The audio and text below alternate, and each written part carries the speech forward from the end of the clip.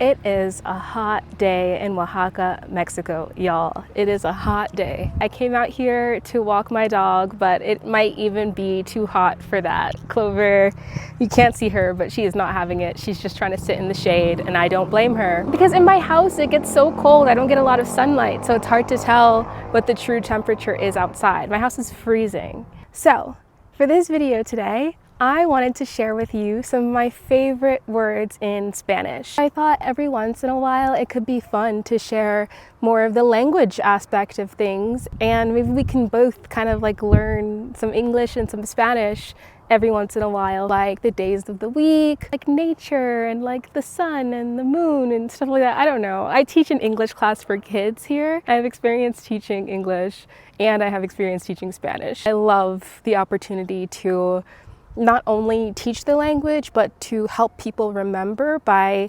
sharing some of the interesting and beautiful things about the words, and Spanish makes that so easy. One of my favorite words, number one, is encantar. So encantar is to enchant. And I love this word because it kind of sounds like cantar, which is to sing. And when we think about enchantments, when we think about spells, a lot of the time it's something that's voiced with the throat chakra, right? It's spoken or it's sang, and that is how we create whatever we're trying to do with our magic. So encantar is to enchant, and you might be familiar with the movie Encanto, which is called enchantment.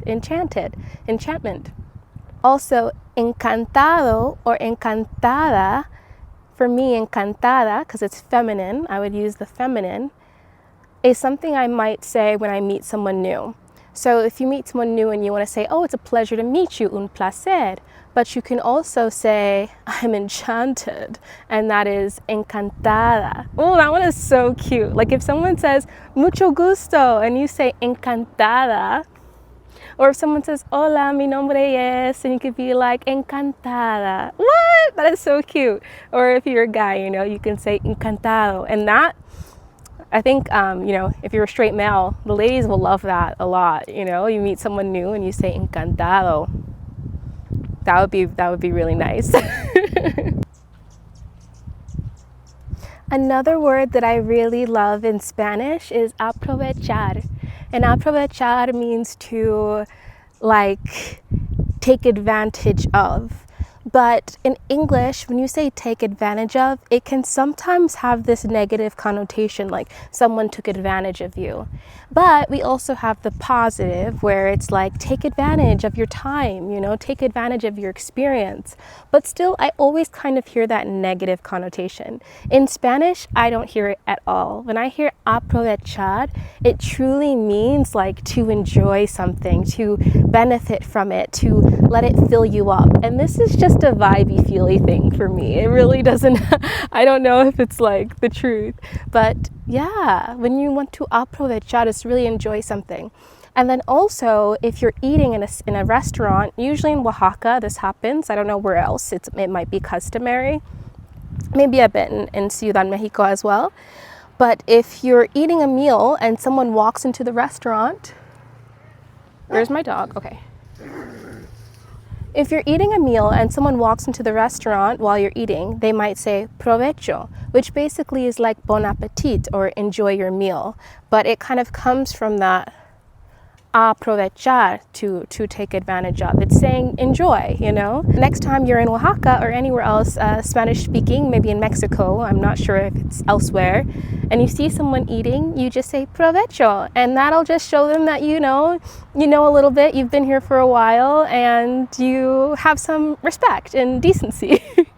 And I think one of the main things when traveling is to always show that you know how to have respect and decency for other people.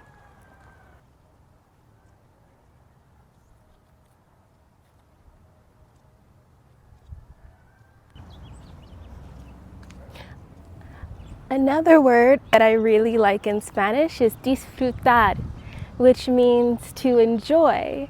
But the reason I love this word so much is because it quite literally translates to take the fruit out of something, disfrutar. And that's just such a perfect reminder for me all the time that when we're enjoying something, we're picking the fruit. We really want to savor and enjoy the thing that we are experiencing. And so I often choose that word instead of enjoy sometimes. I don't know, especially Oaxacan Spanish, there's this something in the accent that just makes everything feel so much more true and so much more beautiful. Like, sí, like, tienes que disfrutar tu experiencia, is like how I hear it in my head. You know, and in English you want to say you should enjoy the moment. But in Spanish, disfrutar el momento. It always just sounds more significant and more important and more special to me.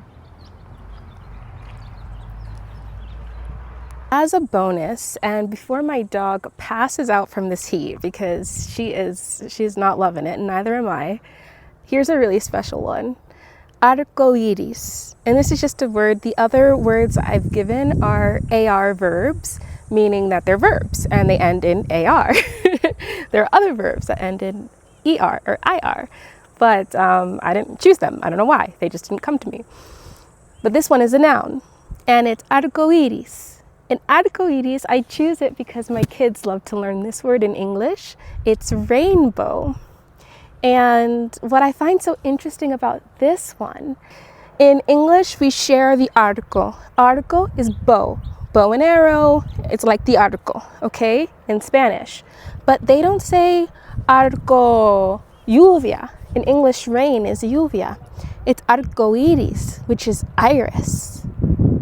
And the iris is the like color part of the eye,